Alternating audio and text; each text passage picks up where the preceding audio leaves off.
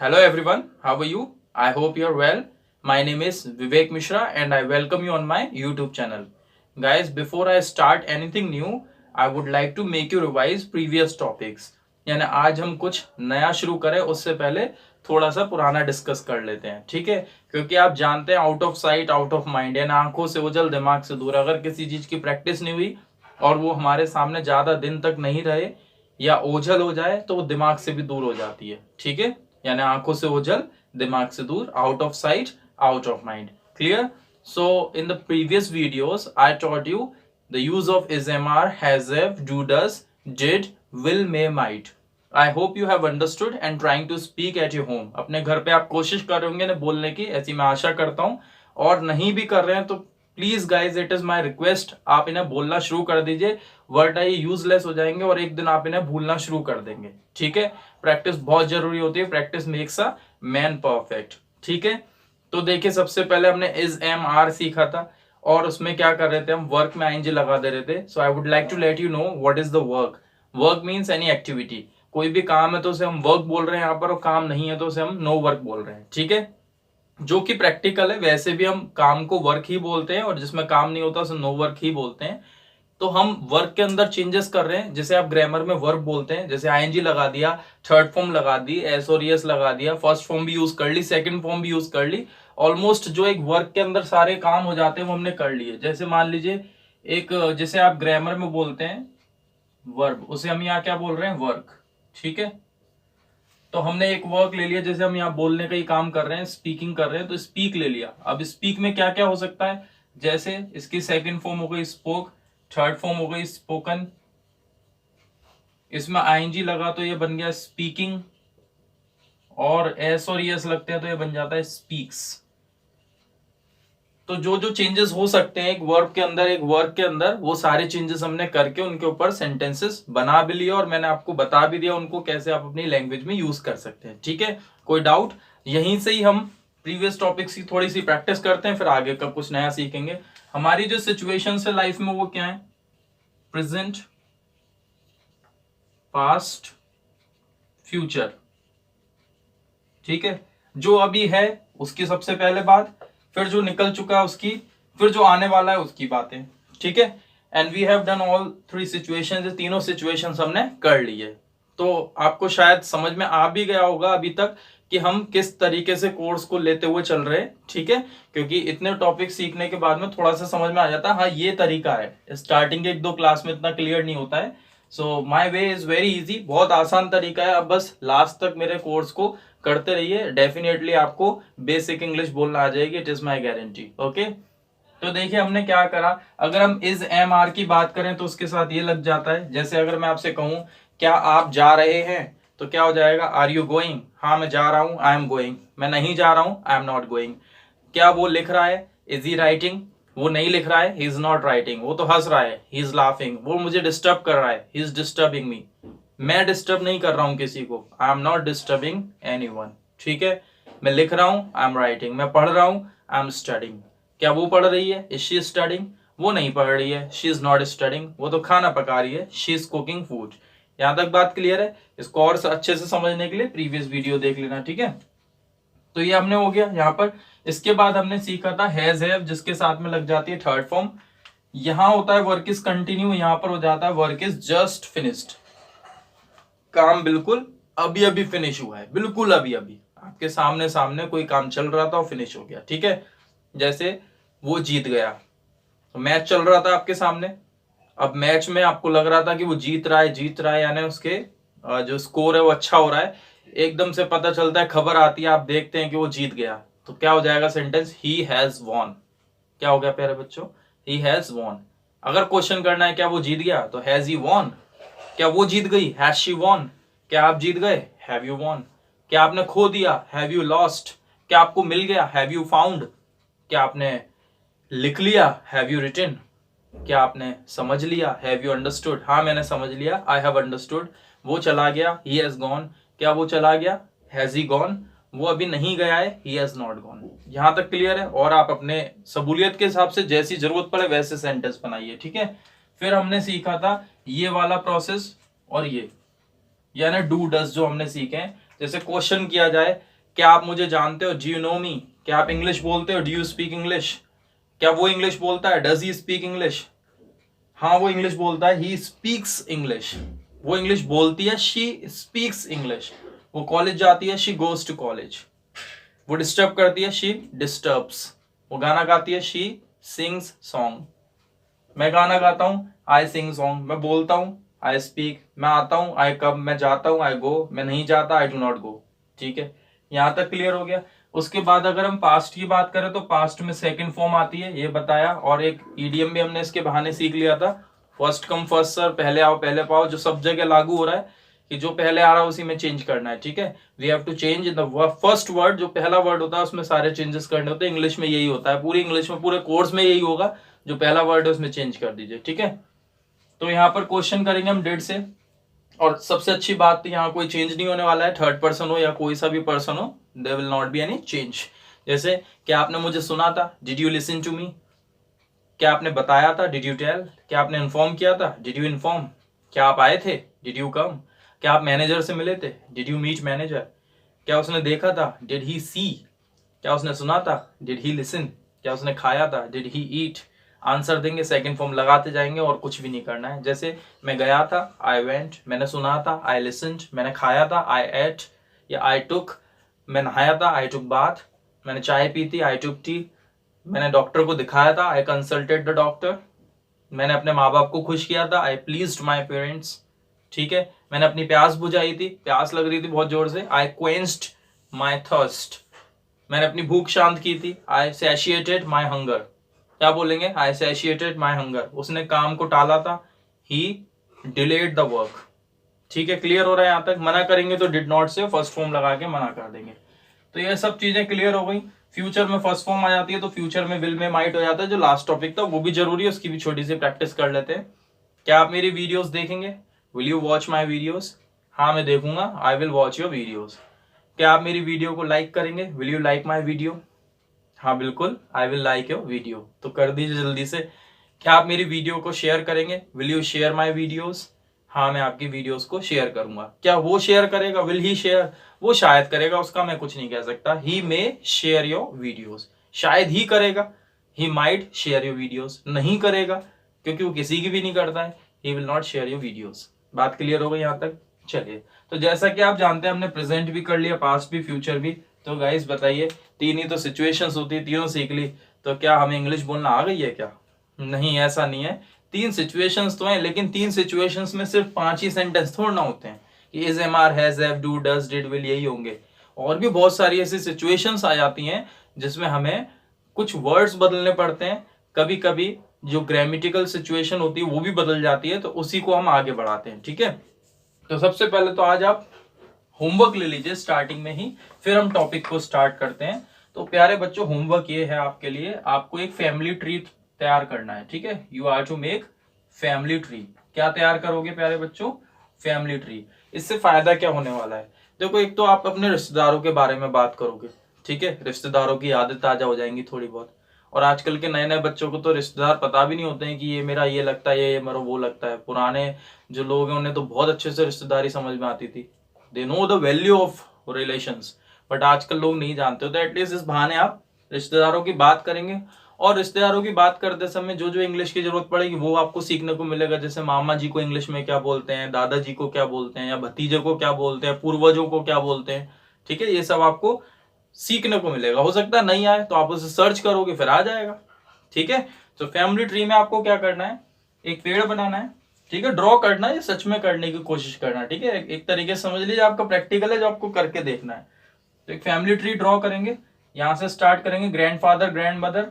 ठीक है, grandfather, grand mother, तो फर्क क्या होता है, इधर पैटर्नल हो गए पापा की तरफ के, और उधर मम्मी की तरफ के मैटर्नल हो जाते हैं। ठीक है, फिर उनके नीचे नीचे जैसे मामा, मामी, मौसी, मौसा जी। ठीक है, यहाँ पर आ गए आपके बुआ, बुआ जी, सॉरी बुआ जी, और आपके फूफा जी। इधर चाचा, चाची, ताऊ जी, ताई जी, ये सब आ जाएंगे। आपके पापा आ जाएंगे, आप लोग आ जाएंगे। फिर इधर भी ऐसे ही चलता रहेगा, नीचे जाके ऑलमोस्ट मिल ही जाएंगे, क्योंकि आपके ऊपर ही बात आ जाएगी लास्ट में, क्योंकि लास्ट में आप अपनी ही बात कर रहे होंगे। ठीक है, तो ऐसे करके एक तो फैमिली ट्री ड्रॉ करना है, अपने परिवार के सदस्यों को मेंशन करना है। फिर उनके बारे में 3 बातें बोलनी है। 3 बातें ये कि उनका नाम क्या है, वो कहाँ रहते हैं और क्या करते हैं, बस 3 बातें। ठीक है, समझ में आ गया ना। जैसे my name is Vivek, I live in Agra, I teach English. तो मेरी तीनों बातें हो गई यहाँ पर। ऐसे ही आप सबके बारे में बोलेंगे। और सेंटेंस कौन से होंगे, ये जो आपने सीखे हैं, am are has have do does, इन्हीं में से कुछ ना कुछ वहां पर लगता रहेगा। बहुत इजी सेंटेंसेस होंगे, आप एक बार कोशिश करके देखिए। ठीक है, अच्छा लगेगा आपको और सेंटेंसेस भी आपको बोलने को मिलेंगे। ठीक है, क्लियर हो गया होमवर्क आज का। तो क्या आप ये कर सकते हैं? क्या पूछ रहा हूं मैं आपसे, क्या आप ये कर सकते हैं? यानी मैं आपकी क्या जानना चाह रहा हूं, कैपेसिटी, क्षमता जानना चाह रहा हूं। और आज का हमारा टॉपिक यही है कि जब हमें क्षमता यानी कैपेसिटी की बात करनी है तो हमें क्या यूज करना है। When we talk about capacity, what to use. जब कैपेसिटी की बात होती है तो क्या यूज करते हैं, तो यहां पर हम यूज करते हैं कैन। अब अगर मैं आपसे पूछूं कैन माने क्या होता है, तो आप बोलेंगे कैन माने सकता होता है, जो बिल्कुल भी नहीं होता है। अगर मैं बोलूं मैं इंग्लिश नहीं बोल पाता हूं, आई कैन नॉट स्पीक इंग्लिश, मैं इंग्लिश बोल लेता हूं, आई कैन स्पीक इंग्लिश। तो देखो पाता पाती लेता लेती में भी कैन आ रहा है, सकता मैंने बोला ही नहीं। आप वीडियो को एक बार रोक के दोबारा देखना, आपको पता चलेगा मैंने सकता नहीं बोला, फिर भी कैन वहां पर यूज हो रहा है। तो ऐसा क्यों है? क्योंकि दोनों पिछले सेंटेंसेस में मैंने क्षमता ही जानने की कोशिश करी, क्षमता बताने की कोशिश करी, कैपेसिटीज के बारे में बात करी, इसलिए कैन आ रहा है। तो कैन कहाँ आएगा, जहां पर कैपेसिटीज की बात करेंगे। 4 तरह की पार्ट्स होती हैं, कौन कौन सी? माइंड, बॉडी, दिमाग से कोई काम करना, शरीर से करना, पैसे से करना, और टाइम होना किसी काम को करने के लिए। ठीक है, अब यहां पर हम बात करते हैं इसके फॉर्मेट की। तो फॉर्मेट क्या होगा, कैन, यू, या यहाँ पर थर्ड पर्सन रख दीजिए, कोई चेंज नहीं होगा। यहाँ पर आप वर्क लगा देंगे फर्स्ट फॉर्म। ऐसे ही जब आंसर होगा तो आई, ही, किसी को भी लगाइए, कैन बीच में लगा के यहाँ पर फर्स्ट फॉर्म रख देंगे। मना करने के लिए यहाँ पर नॉट आ जाएगा। ठीक है, कितना छोटा सा फॉर्मेट है। बस आपको इससे रिलेटेड यहाँ पर वर्क लगाने और सेंटेंस पूछते जाने। जैसे फैमिली ट्री की बात करें, can you make family tree, तो फैमिली ट्री बनाने के लिए कौन सी पावर यूज होगी आपकी, माइंड पावर।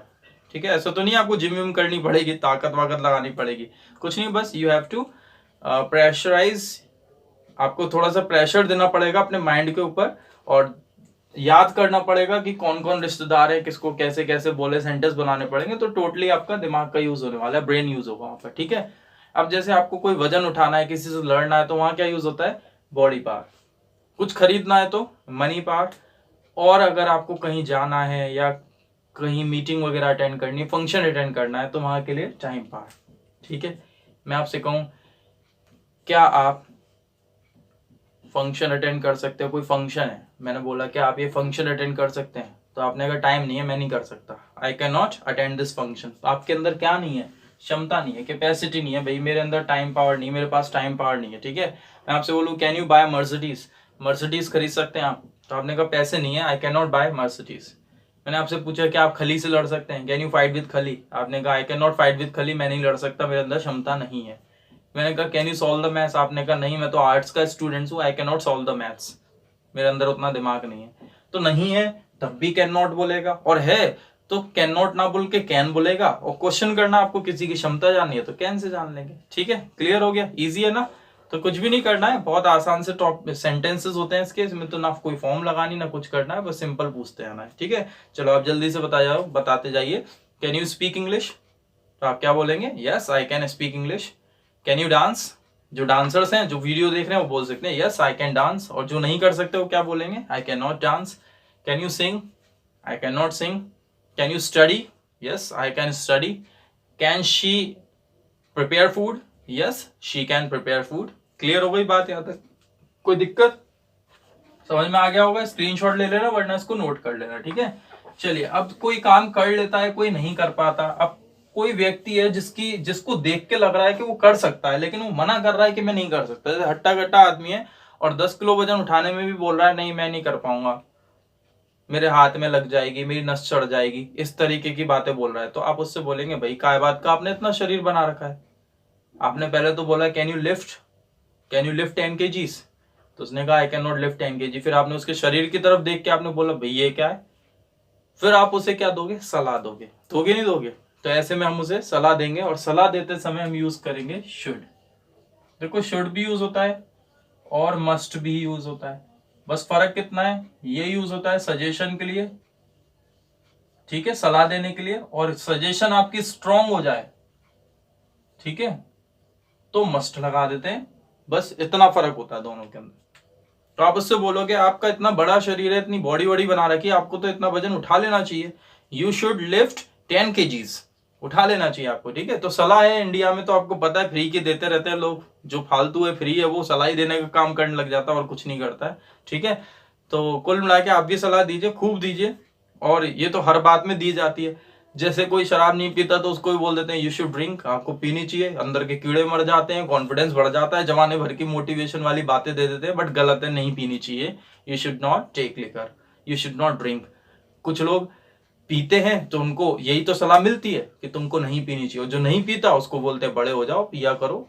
तो भाई लोग हैं अलग अलग सलाह देते हैं, आप अपना देखिए कि आपको किस चीज में अच्छा मिल रहा है, किस चीज में आपका बेटरमेंट है, किस चीज में आपका इंप्रूवमेंट है, आप उस काम को करिए। सलाह सबकी सुनिए, करे अपने मन की, ठीक है, जो अच्छा लगे आपको। तो समझ में आ गया सलाह देने के लिए क्या करना है। और यू से शुरुआत करिए, अपने आप को ना देके दूसरों को सलाह दीजिए, खूब दीजिए। जैसे आपको इंग्लिश बोलनी चाहिए, यू शुड स्पीक इंग्लिश। आपको समय पे आना चाहिए, you should come on time. आपको हिंदी नहीं बोलनी चाहिए, you should not speak Hindi. सलाह दे भी सकते हैं, मातृभाषा है हमारी, आपको हिंदी बोलनी चाहिए, यू शुड स्पीक हिंदी, ठीक है। क्लियर हो गई बात यहाँ पर। आपको फॉर्मल ड्रेस पहननी चाहिए, you should wear formal dress. बात क्लियर हो रही है, ठीक है। मस्ट में क्या होता है, स्ट्रॉन्ग सजेशन देनी है। भाई कोई बीमार है, ठीक है, ऐसे समझ लो कोई स्वस्थ व्यक्ति है तो आप मुझसे बोलेंगे यू शुड डू योगा, स्वस्थ व्यक्ति को, ठीक है। The one who is healthy will be suggested for yoga, उसको हम योगा के लिए सजेशन देंगे, यू शुड डू योगा। लेकिन कोई बीमार है व्यक्ति, मान लो डायबिटीज है, बीपी है, ये सब प्रॉब्लम्स उसे हो रही हैं, ठीक है, स्ट्रेस हो रहा है, तो आप उसको कहोगे तुम्हें तो जरूर योगा करनी चाहिए। भाई स्वस्थ आदमी तो चलो ठीक है, उसको तो बस मेंटेन करके चलना है, लेकिन आपको तो जरूर करनी चाहिए, you must do yoga. Strong suggestion समझ में आ गई, आपको ये काम जरूर करना चाहिए, यू मस्ट डू इट। यहां पर ये मस्ट का इस्तेमाल होता है, ठीक है, क्लियर हो गया। एक बच्चा है जिसके अच्छे खासे मार्क्स आ जाते हैं तो उससे हम कहेंगे यू शुड स्टडी, अच्छी बात है बेटा, पढ़ना चाहिए तुम्हें, अच्छा कर रहे हो तुम।